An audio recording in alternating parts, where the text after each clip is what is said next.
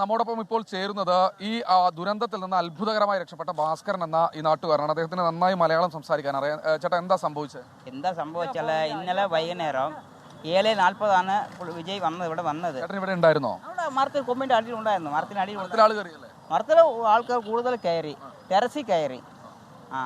അപ്പോൾ ഭയങ്കര തിരക്കായിരുന്നു. ഭയങ്കര തിരക്കായിരുന്നു. ശ്വാസം വിടുമ്പോഴും അങ്ങനെ ബുദ്ധിമുട്ടായിരുന്നു. അങ്ങനെ നേരാകുമ്പോൾ തിരക്ക് കൂടി ആൾക്കാരെങ്കിലും താഴോട്ട് വീണു. കുറേ ആൾക്കാർ മുകളിൽ നിന്ന്, മരത്തിന്റെ മുകളിൽ നിന്നും അതുപോലെ തന്നെ ടെറസിൽ നിന്നും വീണു. ഭയങ്കര തിരക്കായിരുന്നു. ഇതിനിടയിൽ നിന്ന് എങ്ങനെ രക്ഷപ്പെട്ടത്? ദൈവാധീനം കൊണ്ട് ഞാൻ രക്ഷപ്പെട്ടു, അതേ പറയാവുള്ളൂ. പുള്ളി വന്ന് പറഞ്ഞ സമയം ഉച്ചയ്ക്ക് 12 മണി. പക്ഷെ പുള്ളി വന്നത് 7:40. അതാണ് ഈ കറണ്ട് പോയതിനു ശേഷമാണോ ഈ വല്ലാത്ത തോതിൽ ഉന്തുന്നല്ലുണ്ടായത്? അതെ. കറണ്ടിന് പോയിരുന്നില്ലെങ്കിൽ ഭയങ്കര പ്രശ്നമായിരുന്നു. കറണ്ട് പോയില്ലെങ്കിലും വലിയ പ്രശ്നമായിരിക്കും. കാരണം അവിടെ കൊമ്പി കയറി, മരത്തിൽ കയറി, ഷോക്ക് അടിച്ച് ഭയങ്കര പ്രശ്നമായിരിക്കും. കറണ്ട് ഓഫ് ചെയ്ത് നല്ലതാ. പക്ഷെ കറണ്ട് പോയതിനു ശേഷമാണ് ഈ ഉന്തുന്നല്ലുണ്ടായത്. ഉന്തുന്നല്ലുണ്ടായി. പിഞ്ചു കുഞ്ഞുങ്ങളടക്കം ഉണ്ടായിരുന്നു. കുഞ്ഞുങ്ങളൊക്കെ, പെണ്ണുങ്ങള്, ചെറിയ കുട്ടികളെല്ലാം വീണു, താഴോട്ട് വീണു. ഭയങ്കര സംഭവമാണ്. ഒരു ദുഃഖകരമായ സംഭവം പറയാം. വളരെ എല്ലാം വിജയുടെ രാഷ്ട്രീയം നോക്കി വന്ന ആളുകളൊന്നും അല്ലല്ലോ. ദിണ്ടിക്കൽ നിന്ന് വന്നു, എന്നോട് ഒരാൾ പറഞ്ഞ് തിരുപ്പൂരിൽ നിന്ന് വന്നിരുന്നു എന്നൊക്കെയാണ്. വിജയനെ താരത്തെ വേണം കാണാൻ വേണ്ടി മാത്രം വന്ന ആൾക്കാർ, ചെറുപ്പക്കാർ, പിള്ളേരെല്ലാം കാണാൻ വന്നത്. ടി വിക്കാണോ? അല്ല, ടി വിക്ക് ഒന്നല്ല. കാണാൻ വന്നത് അതേപോലെ കാണാൻ വന്ന് പെട്ടുപോയ ഒരാളാണ് ഞാൻ അവിടെ നിൽക്കുന്നത്. ഞാൻ ഒരു സുരക്ഷ ഒരുക്കിയില്ലാന്ന് തോന്നിയോ? പോലീസുകാർ വളരെ കുറവായിരുന്നു. ഇങ്ങോട്ട് എത്താൻ പറ്റിയില്ല. പുള്ളി അവിടെ നിന്ന് ഇവിടെ വരണ വരെ പുറത്ത് വന്ന് കൈ കാണിച്ചിരുന്നെങ്കിൽ ആൾക്കാർ കണ്ട് മുന്നോട്ട് പോകുമായിരുന്നു. പുള്ളി ഇവിടെ വന്നിട്ടാണ് പുറത്ത് വരുന്നത്, മുകളിൽ വരണത്. അതുവരെ പുറത്ത് വന്നില്ല വിജയ്. അതാ പ്രശ്നം. അവിടെ നിന്നുള്ള ആളുകൾ, അതായത് ബൈപ്പാസിൽ നിന്നുള്ള ആളുകൾ പൂർണ്ണമായി ഇങ്ങോട്ട് എത്തി. എത്തി. ആളുകൾ എത്തി. അതാ പ്രശ്നം. പിന്നെ പുള്ളി പറഞ്ഞ സമയം ഉച്ചയ്ക്ക് 12 മണി.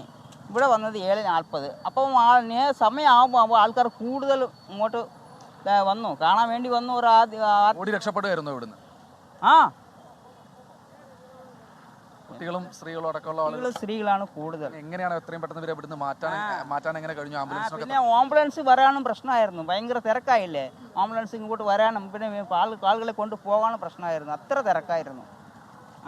എല്ലാവർക്കും ഉത്തരവാദിത്വമുണ്ട്. എല്ലാവർക്കും ഉത്തരവാദിത്വമുണ്ട്. പോലീസുകാർക്കും, രാഷ്ട്രീയക്കാർക്കും, വിജയ് അയാൾക്കും എല്ലാവർക്കും ഉത്തരവാദിത്തമുണ്ട്. ഇനി അതേപോലെ നിൽക്കണമായിരുന്നു തോന്നി. ദുരന്തം നടത്തണ്ടായിരുന്നു. ഒന്ന് വേറെ സ്ഥലം ഗ്രൗണ്ടൊക്കെ ആണെങ്കിൽ ഇങ്ങനെ സംഭവിക്കില്ല. ചേട്ടൻ അതിൽ നിന്ന് അത്ഭുതകരമായി രക്ഷപ്പെട്ട ഒരാളാണ്. അദ്ദേഹത്തിന് പറയാനുള്ളതാണ് കേട്ടത്. ഈ മരച്ചില്ലായുടെ മുകളിൽ അടക്കം ആളുകൾ, അത് ആ മരം തന്നെ കണ്ടാൽ അറിയാം, അത്ര വലിയൊരു മരമൊന്നല്ല, ചെറിയൊരു മരമാണ്. ആ മരത്തിന്റെ ചില്ലകളിലടക്കം ആളുകൾ കയറി നിന്നു. മരത്തിന്റെ താഴേക്ക് അത് പൊട്ടി വീഴുന്ന ഒരു സാഹചര്യം ഉണ്ടായി. അതിന് ഈ ടെറസിന്റെ മുകളിലൊക്കെ ആളുകൾ നിൽക്കുകയായിരുന്നു എന്നാണ് പറയുന്നത്. അതാണോ അതിന്റെ മുകളിലടക്കം ചെരുപ്പുകളാണ് കാണുന്നത്. കാരണം അതിന്റെ മുകളിൽ നിന്നടക്കം നിലത്തേക്ക് ആളുകൾ പതിക്കുന്ന ഒരു സാഹചര്യം ഉണ്ടായി.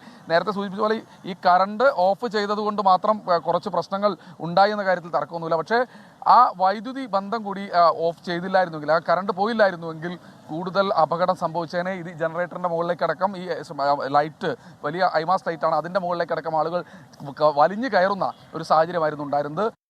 ലോകത്തെവിടെയായാലും ഏത് സമയത്തും 24 വാർത്തകളും ഓഗ്മെന്റഡ് റിയാലിറ്റി പാക്കേജുകളും എക്സ്പ്ലെയിനറുകളും വിശദമായി കാണാൻ ഞങ്ങളുടെ യൂട്യൂബ് ചാനൽ നിങ്ങൾക്ക് സബ്സ്ക്രൈബ് ചെയ്യാം.